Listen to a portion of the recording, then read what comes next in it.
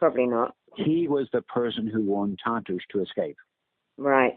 He was the person who, well, the house we lived in Cuba belonged to a guy called Colonel Barrera.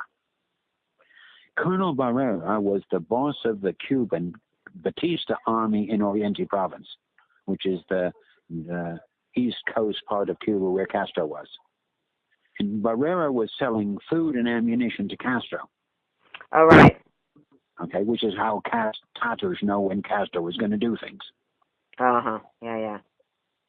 All these, you see, as soon as you start to look at that's why it's difficult to write things about Tatars, because there's lots of it that does exist that people like me know. Babcha knew much, much more, right? That the government would be displeased if it came out. Sorry?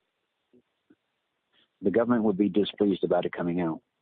Yeah, but I'm not writing anything like that anyway. I'm writing, per se, my essay is about, did my father help people out? Was he involved in espionage? That's my essay. My research essay is about any way I can validate that. But it's not going anywhere. And what I like saying is, because of the nature of it, validating will be exceedingly difficult. I know that. To find out where Tartus was and what he officially did. You see, I know, okay, when we were in Cuba, I know the Cuban Secret Service would burgle Tartus's office. And Tartus's office had a safe in it, and a load of American dollars disappeared from the safe. And Tartus complained to someone, I think it was Manuel Rai, about it. And they broke into the safe again and they put the money back. Okay? Yeah. What they were looking for was the codes for Tartus's transmissions to headquarters of the bit that Tartus was working for was in Panama. And there was a code book for speaking to Panama. I know where that was. Because I found out by accident once visiting Tartus. Tartus used to sometimes go into the office on Saturday to do something. But what he was doing is sending message to the States. And it went by radio from Cuba to Havana. From Havana to Panama. Mm-hmm. Okay, he had a 1,000-watt radio transmitter in the office. Mm-hmm. Officially allowed, all, government facility crap. And he used to go to Guantanamo as well. Yes, we visited Guantanamo because the American government needed to prove that the border between Cuba and Guantanamo, which is an American facility with license or lease or whatever it is, was still open. And so it was actually a military maneuver, and Tartus decided I'll turn it into something which we're just doing. Yeah. And so we drove down to Guantanamo there was a panel truck with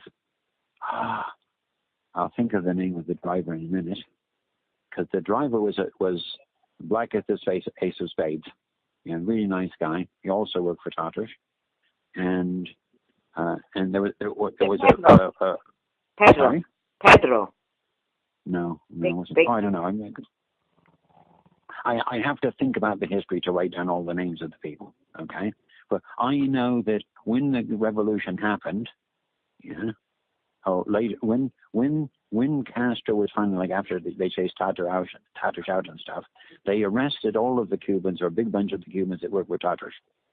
And I know the guy I'm thinking of was imprisoned in Havana, had a baseball stadium, and the guy was in prison in the baseball stadium, and there was a guy that was hurt or bullet wound or something where he was imprisoned, and he put his hand through the bars of the window to ask for water, and a soldier cut his hand off. Oh my! Yeah, there's all kinds of gory bits I can remember, and some of the people are still alive. All right. Sardinia, yeah. Sardinia. Well, Sardinia was about 10 years older than me, right? Which makes Sardinia 80. Well, 80 is not a long life expectancy in America. It's a 50-50, if you know what I mean. But there was a whole pile of hard to find names that worked for Tartus in Cuba, some of which are bound to be alive. Yeah, Martha's still alive. That's what I'm saying, you see. That's an example.